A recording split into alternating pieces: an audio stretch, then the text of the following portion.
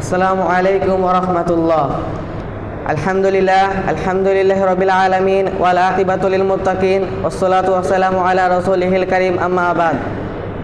আউযু বিল্লাহি মিনাশ শাইতানির রাজীম। বিসমিল্লাহির রহমানির রহিম। ইকরা বিসমি রাব্বিকাল লাযী খালাক।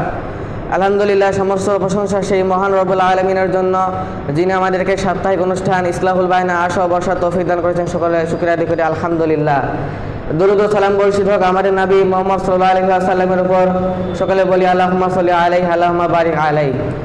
উপস্থিত অত ইসলাহুল বায়ানের সম্মানিত সভাপতি, সুযোগ্য বিচারক মণ্ডলী এবং আমার সামনে বসে থাকা দূর দূরান্ত থেকে আগত ছোট বড় ছাত্র ভাইরা, আপনারা কিছুক্ষণ আগে অবগত হয়েছেন যে ইসলাহুল বায়ানের পক্ষ থেকে আমার বিষয় দেওয়া হয়েছে জানাজার দোয়া অর্থ গস্ত। আমি আমার বিষয়টা আপনাদের সামনে এখন পাঠ করবো ইনশাআল্লাহ।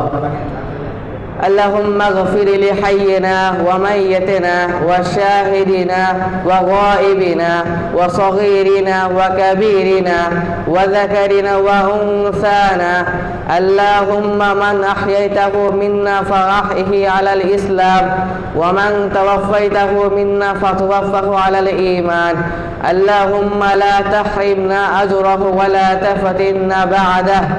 اللهم اغفر له وارحمه وعافه واعف عنه واكرم نزله ووسع مدخله واغسله بالماء والثلج والبرد ونقه من الخطايا كما نقيت الثوب الابيض من الدنس.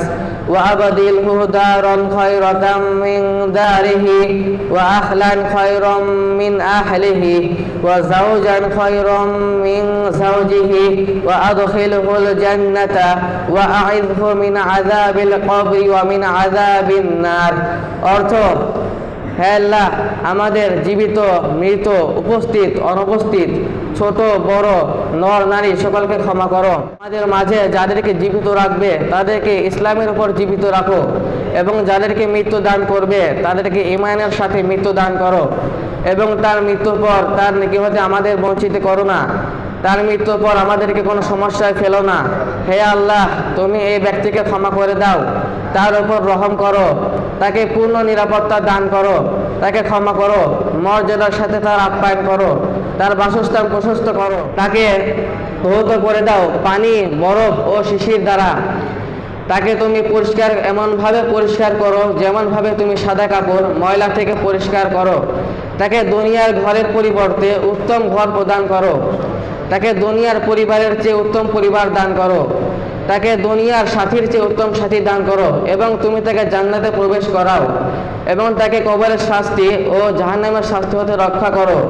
পরিশেষে বলবো যে দোয়াটি আমি অর্থসহ পাঠ করলাম, আল্লাহ তাআলা আমাদের সবাইকে সেই দোয়াটি অর্থসহ সর্বদা মুখস্থ রাখার তৌফিক দান করুন এবং আমাদের ইলমে বৃদ্ধি দান করুন, আমিন। এই বলে আমার বক্তব্য এখানে শেষ করছি। আসসালামু আলাইকুম ওয়া রাহমাতুল্লাহ।